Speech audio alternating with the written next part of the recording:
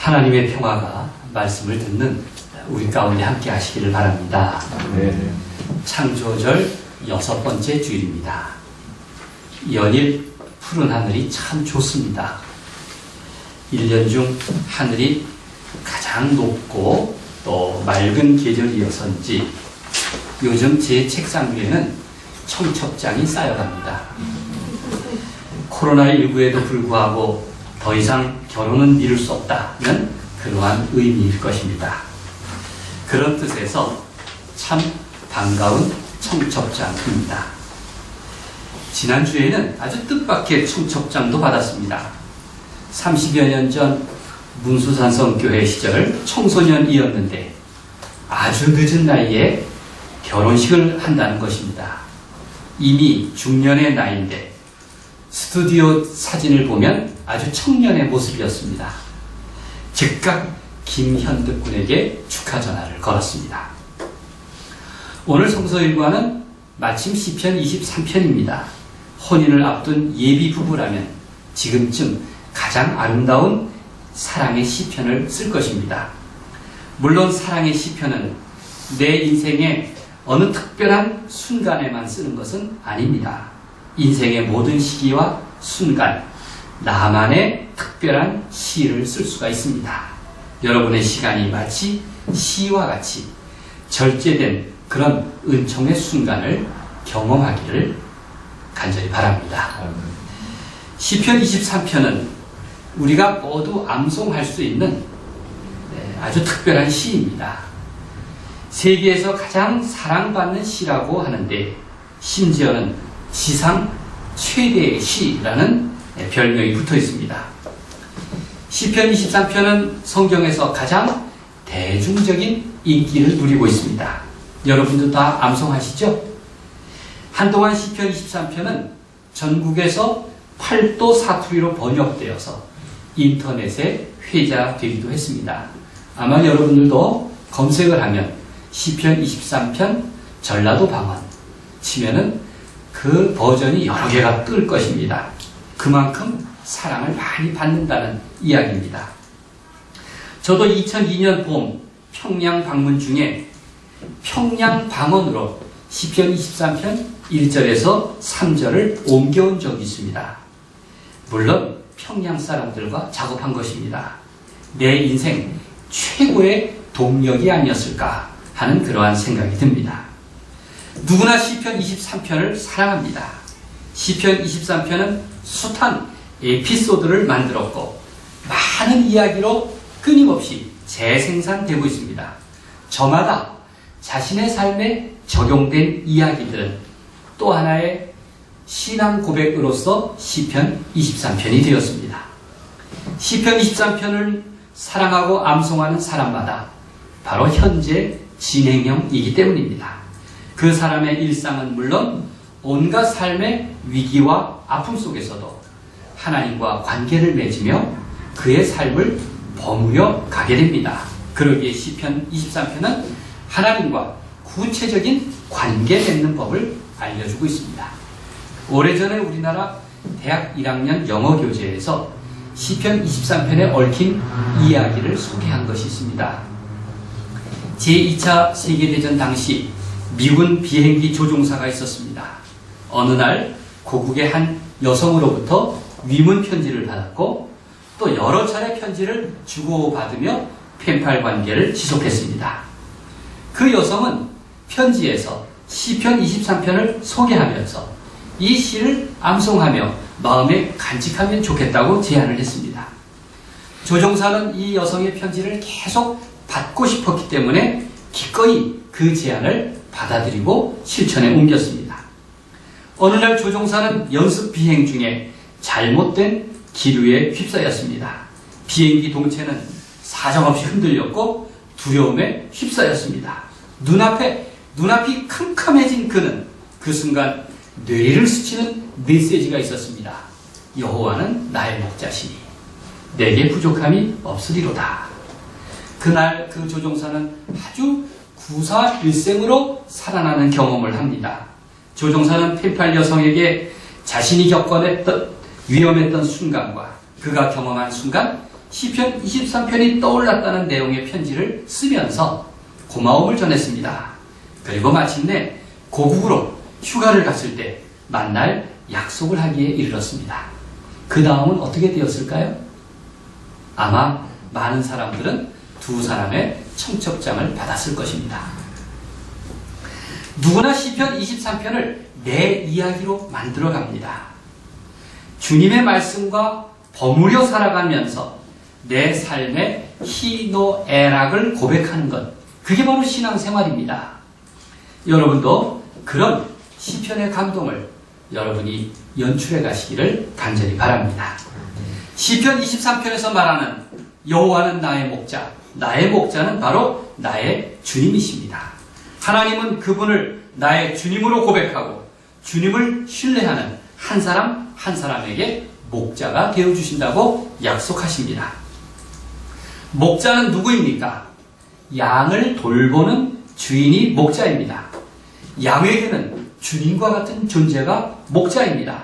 하나님과 인간을 목자와 양으로 비유한 것은 바로 인간이야말로 하나님의 돌보심이 꼭 필요한 존재이기 때문에 그렇습니다. 집진 승인 소나 말이나 양은 모두 사람과 친숙한 가축이지만 짐승마다 다루는 방법이 서로 다릅니다.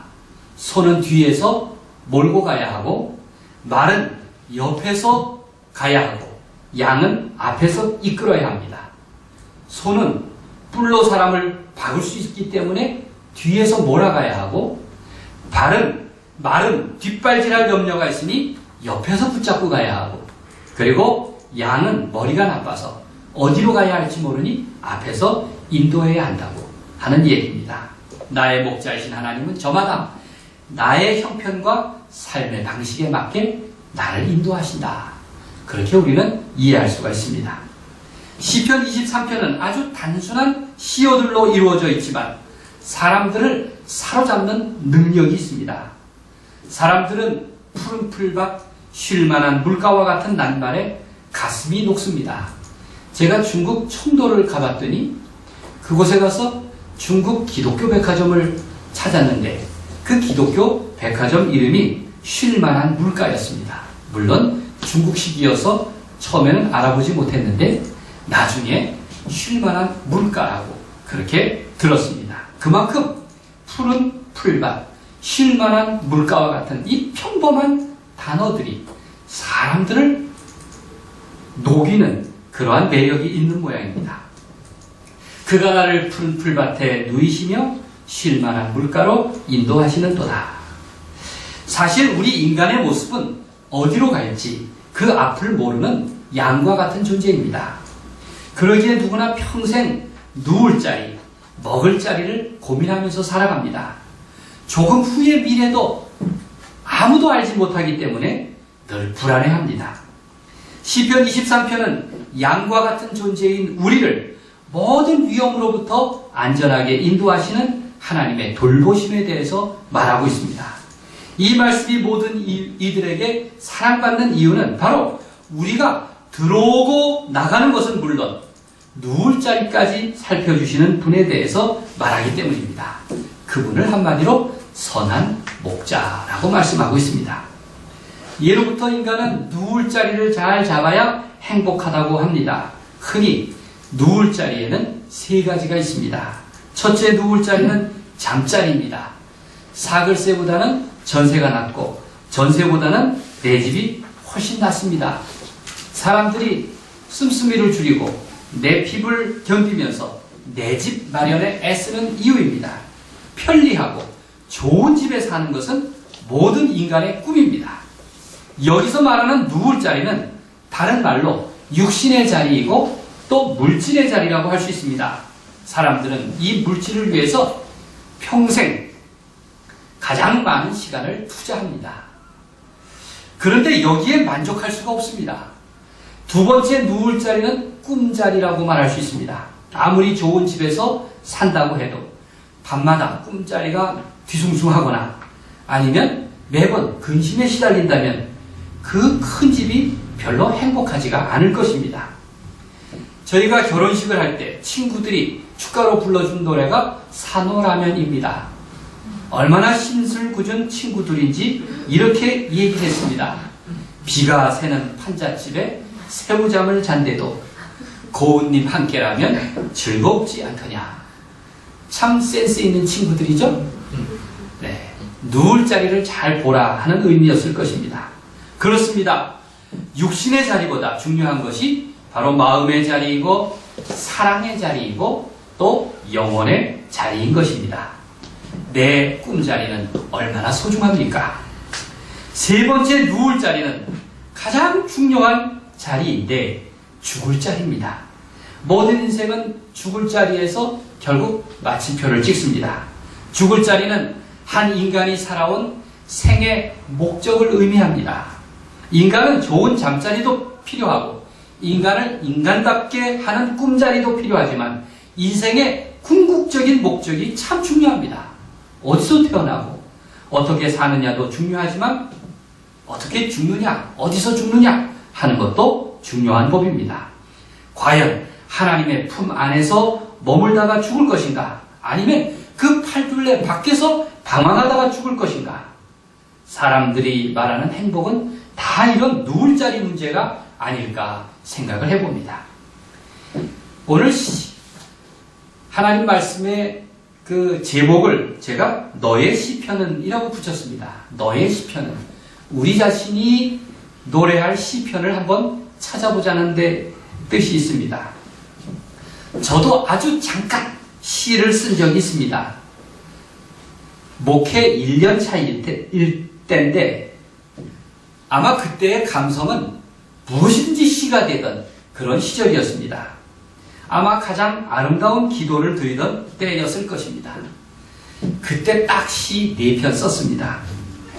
1985년 문수산성교회를 처음 열었을 때 맨 처음 교회에 찾아온 교인들은 동네에서 가장 가난한 사람들이었습니다. 우리 동네로 통하는 그 문수산 골짜기에는 양계장들과 돼지 농장이 여럿 있었는데 그곳에는 그 가까운 수도권에서 떠밀려온 사람들이 풀파리로 일을 했습니다. 그 중에 병환의 집이 있었습니다. 어느 날 병환하는 아이의 부모님에게 저녁 식사를 초대받았습니다. 이제 일을 마치고 저녁 늦게 이제 그곳에서 예배를 드리고 밥을 먹었습니다. 그 가정도 도시에서 밀려나 이곳에 임시로 자리를 잡았습니다. 맨 처음 마음을 의지하는 곳이 교회이기도 했습니다. 그곳은 양계장들 또 돼지 농장들 사이에 있어서 아주 냄새가 몹시 나는 그러한 비좁은 단칸방이었습니다. 작은 부엌을 통해서 방으로 들어갑니다. 그 당시 제가 총각이었으니까 식사에 초대받는다는 것은 굉장히 들뜬 일이었습니다. 예배를 드린 후 밥상이 들어오길 기다리는데 작은 부엌으로 돼지 한 마리가 들어왔습니다. 돼지는 이리저리 뒤뚱거리면서 골로도 치고 밥상도 치고 다녔습니다. 저녁 식탁이 얼마나 맛있었을까요? 그 불편함을 상상해 보는 것은 어려운 일이 아닙니다. 그곳에서 돌아와서 제가 일기장에 시를 썼습니다. 이게 첫 번째 쓴 시입니다. 그분들의 잠자리가 너무 딱하게 느껴졌고 꿈자리가 암울하게 생각이 들었습니다. 제가 전문을 소개하겠습니다. 저녁에 집에 돌아와서 손을 씻었다. 인삼비누로 깨끗이. 아직도 엄지와 식지의 중간에서 똥냄새가 나는 듯하다. 손가락 사이의 공간에서 나는 우글거리는 돼지들의 똥을 비빈다. 결박 지어진 과거로부터 시험대 위에 올라선 오늘과 불편한 내일 사이에 매캐한 내음의 핑크빛 썩은 돈육을 나는 인삼비누로 말끔히 씻는다. 희망이 있으랴 기쁜 소식은 어디쯤 달려오고 추락된 정의는 마냥 과연 구멍난 두레박으로 인삼비누에 돼지 냄새 씻겨가듯 실려올까? 라는 시였습니다. 참으로 우울한 밤이었습니다. 저는 곰곰이 생각해 봅니다. 그런 시편을 쓸 때 나는 얼마나 그 당시 심장이 뜨거웠던 사람인가. 그래서 35년이 지난 지금도 다시 묻습니다. 지금 너의 시편은 무엇이냐? 내 삶에 그런 연민이 담겨 있는지, 그런 희망을 여전히 쓰고 있는지 나는 성찰하게 되었습니다. 시편 23편 4절은 이렇게 말하고 있습니다. 4절 말씀을 함께 읽겠습니다. 내가 사망의 음침한 골짜기로 다닐지라도, 시작. 내가 사망의 음침한 골짜기로 다닐지라도 해를 두려워하지 않을 것은 주께서 나와 함께 하시리라. 주의 지팡이와 막대기가 나를 안위하시나이다. 성경의 주제는 주께서 나와 함께 하심이라 입니다. 하나님이 나와 함께 하신다. 이게 성경 창세기에서부터 요한계시록까지의 중심 주제입니다. 그 정점에 예수 그리스도의 탄생 곧 임마누엘이 있습니다. 성경이 전하는 가장 핫 뉴스가 바로 임마누엘입니다. 보십시오. 내 하나님이 너와 함께 하신다고 성경은 말씀하고 있습니다. 내 삶의 자리, 내 누울 자리에 하나님이 너와 함께 하심을 믿으라는 것입니다. 내 인생의 길동무가 되어주십니다. 인생에서 최고의 행복이 무엇입니까? 하나님이 나와 함께 하심에 대한 자각입니다. 불신자는 아무리 성공하고 돈을 많이 벌어도 하나님이 나와 함께 하심을 믿지 않습니다. 그러나 신앙인은 실패하고 심지어는 죽음이 닥쳐올지라도 하나님이 나와 함께 하신다는 믿음을 간직합니다. 풍성한 생명, 영원한 생명의 비결이 바로 여기에 있습니다. 시편 23편의 짝이라고 볼 수 있는 요한복음 10장은 이렇게 고백합니다. 바로 그 나의 주님, 그 나의 목자는 바로 나를 위해서 목숨을 버리신다는 것입니다. 요한복음 10장 11절에서 나는 선한 목자라. 선한 목자는 양들을 위하여 목숨을 버린다 하고 말씀하셨습니다. 시편 23편이든 요한복음 10장이든 선한 목자는 양을 위해 또 나를 위해 목숨을 버리는 분입니다. 성경이 말하는 선한 목자는 누구입니까? 나를 구원하시기 위해 십자가에 달리신 예수 그리스도입니다. 성경은 누구든지 선한 목자이신 예수님을 그리스도로 만나면 풍성한 생명, 영원한 생명을 얻을 것이라고 증언합니다. 삶에 지친 이들이나 또 불안해하는 자들이나 위로와 격려가 필요한 이들이나 고난당하는 자들에게 그리고 주님의 평화를 비는 모든 사람에게 예수 그리스도는 선한 목자처럼 우리 곁에 계시고 또 보호자가 되어주신다는 것입니다. 그러기에 예수 그리스도는 영원한 나의 시편이 되십니다. 내가 날마다 부를 기쁨의 노래가 되십니다. 날마다 우리가 들고 날 때마다 나를 이끄시는 희망의 문이 되어주십니다. 예수 그리스도에 대한 믿음과 소망과 사랑은 영원한 나의 누울 자리가 되어주십니다. 믿음이 무엇입니까? 그것은 하나님의 섭리와 계획을 받아들이는 태도입니다. 내 인생을 통해서 하나님의 부르심을 의식하고 내게 맡겨주신 역할을 자각하는 일입니다. 우리는 아무렇게나 생각하고 살아도 좋을 사람이 아니라 사랑받기 위한 사람이고 또 부르심을 쫓으며 살아가는 그러한 존재인 것입니다. 6절 말씀을 함께 읽겠습니다. 내 평생에 선하심과 인자하심이 시작. 내 평생에 선하심과 인자하심이 반드시 나를 따르리니 내가 여호와의 집에 영원히 살리로다. 하나님을 목자로 둔 나는 얼마나 소중한 존재입니까? 그러니 앞선 믿음의 선배들은 말합니다. 이제 너의 시편을 써라. 내게 베푸신 은총의 순간을 누려라. 삶의 순간마다 너의 시편으로 기도를 드리고 너의 기쁨으로 찬양을 하고 너의 벅찬 가슴으로 사랑을 고백하면서 살아라. 그렇게 우리에게 제안하는 것입니다.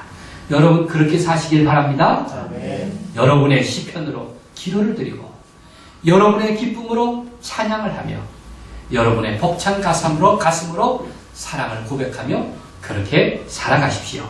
하나님께서 내게 은혜를 베푸셔서 나의 시편으로 하나님을 찬양하며 살게 하시기를 우리 주님의 이름으로 간절히 축원드립니다. 아멘. 기도하겠습니다. 하나님, 오늘 시편 23편과 요한복음 10장의 말씀을 통해서 하나님은 나의 목자이심을, 선한 목자이심을 다시 한번 고백하게 하시니 감사드립니다. 시편 23편이 온 인류에게 주신 하나님의 시이라면 주님, 우리도 시편 23편과 내 인생을 어울려 또 버무려 살아갈 수 있는 그 기쁨과 감사를 허락하시길 바랍니다. 내 삶의 순간순간이 얼마나 복된지 늘 시편으로 찬양하며 또 그 기쁨으로 노래하기를 원합니다. 주여, 나의 시편을 허락하여 주옵소서. 내 인생의 최고의 고통도 감동으로 바꾸어낼 수 있는 용기를 주시며 내 인생의 가장 암담한 순간도 하나님을 찬양하는 벅찬 가슴으로 바꾸어낼 그러한 놀라운 사건을 하나님 주시기를 원합니다. 주께서 나와 함께 하심이라 이 고백과 믿음 때문에 가능할 수 있을 줄 믿사오니 주님, 영원토록 나와 동행하여 주시옵소서. 내 인생의 우리 가정의 길동무가 되어 주시기를 원합니다.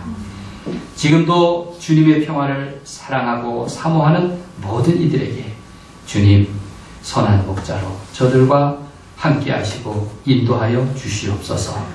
이 인류가 코로나19로 길을 잃었습니다. 하나님, 주께서 이 땅을 불쌍히 여기시고 하나님, 우리가 나아가야 할 길을 주님 인도하여 주옵소서. 예수 그리스도의 이름으로 간절히 기도드립니다. 아멘.